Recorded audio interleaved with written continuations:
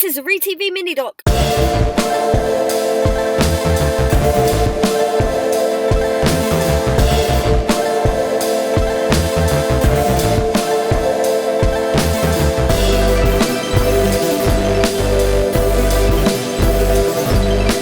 Kids who kill. Are they a product of their environment, or are they simply born killers? This mini-series, Killer Kids, will look at some of the most publicised cases of children 12 years and younger who have committed murder.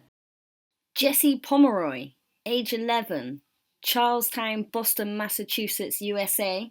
Kill count is in dispute, but possibly as many as 29. Now I can't go any further until I point out that Robbie Williams has been time travelling again. Either that, or he is Jesse Pomeroy's clone.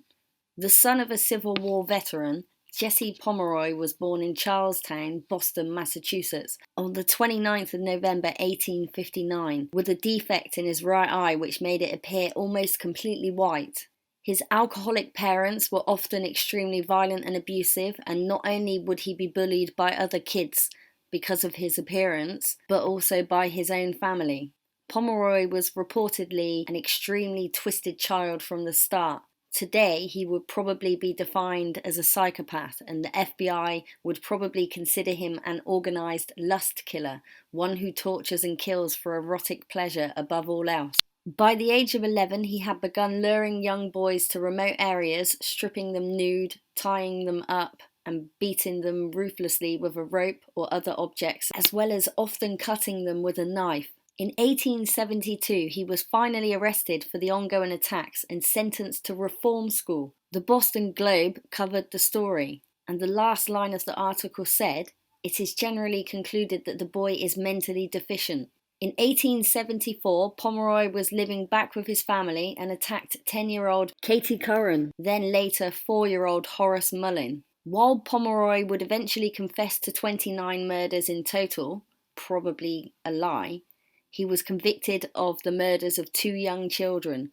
4-year-old Horace Millen and 10-year-old Katie Curran. On the 18th of March 1874, Curran disappeared, and the last place she was seen was a shop owned by Jesse's parents that he often worked at. Her disappearance was strange to the police, but they didn't have any evidence to implicate Jesse, who was only 14 at the time. Some 5 weeks later, in April 1874, the body of Horace Millen was discovered by 2 kids walking along the beach in search of shells and other fun things. He was almost decapitated, strangled, cut with a knife, almost completely castrated, and had been set on fire. A witness saw a young boy running from the scene but couldn't make out who it was. But this was enough for police to immediately begin to suspect Pomeroy. Upon finding him, police noticed that his boot prints matched the boot prints found at the scene. He had blood all over him, and he was carrying a bloody knife. The police were certain that they had their man, or boy. They arrested Jesse Pomeroy and pressured him into a confession to the murder of young Horace.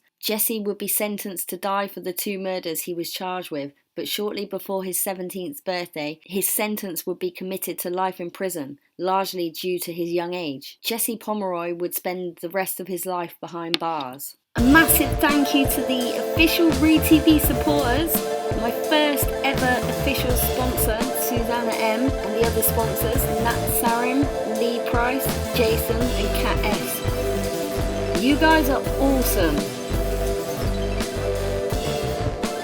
You've been watching a ReTV mini doc.